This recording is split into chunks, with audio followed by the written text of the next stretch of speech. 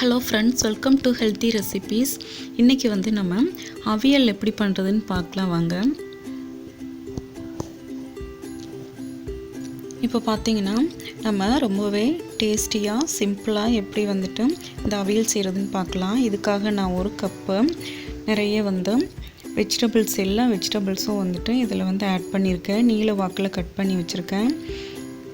ஒரு தக்காளி பொடியை கட் பண்ணி வச்சுருக்கேன். தேங்காய் ஒரு கப்பு, ஜீரகம் 1 டீஸ்பூன், மஞ்சத்தூள் 1/4 டீஸ்பூன், கருவேப்பிலை, 2 பச்சை மிளகாய், 2 பூண்டு.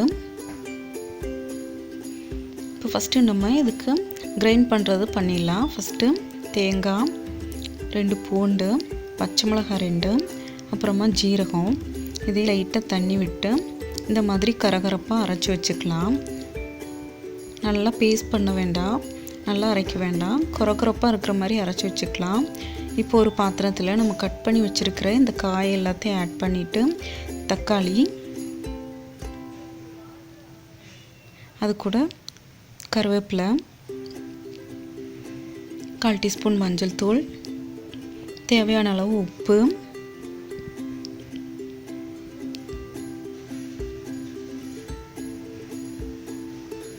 அப்புறமா நம்ம கிரைண்ட் பண்ணி வச்சுருக்கிற இந்த தேங்காவையும் ஆட் பண்ணிவிட்டு, இந்த காய் வந்து நல்லா மூழ்கிற அளவுக்கு தண்ணி ஊற்றிக்கலாம்.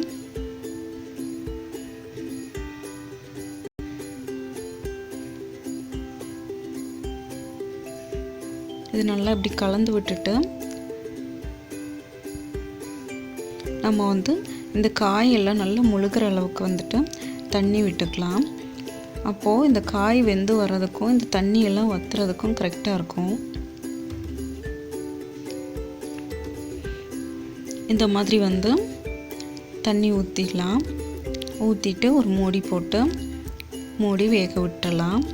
ஒரு 10 நிமிஷம் வந்துட்டு இது நல்லா வேகட்டும். வெந்ததுக்கப்புறமா நம்ம ஓப்பன் பண்ணி பார்க்கலாம். இப்போது ஹை ஃப்ளேமில் வந்து வச்சுருக்கேன் நான்.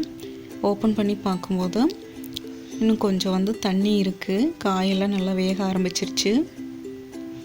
இது நல்லா கலந்து விட்டுட்டு திரும்பவும் இதை வந்து மூடி வச்சிடலாம். மீடியம் ஃப்ளேமில் வந்து ஒரு 5 நிமிஷம் வந்துட்டு இது நல்லா வந்து கொதித்து வேகட்டும்.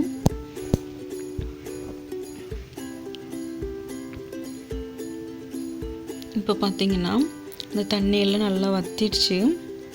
இப்போது காயெல்லாம் நல்லாவே வெந்திருக்கு பாருங்கள்.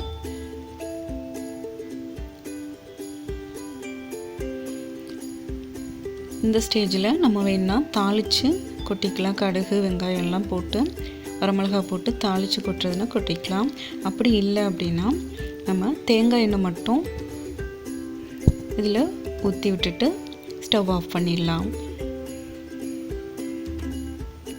கொஞ்சமாக கொத்தமல்லி தூவிக்கலாம். பார்த்திங்கன்னா நம்ம வந்துட்டு ரொம்பவே சிம்பிளாக டேஸ்டியாக ஹெல்த்தியான அவியல் ரெசிபி வந்து ரெடி பண்ணிட்டோம்.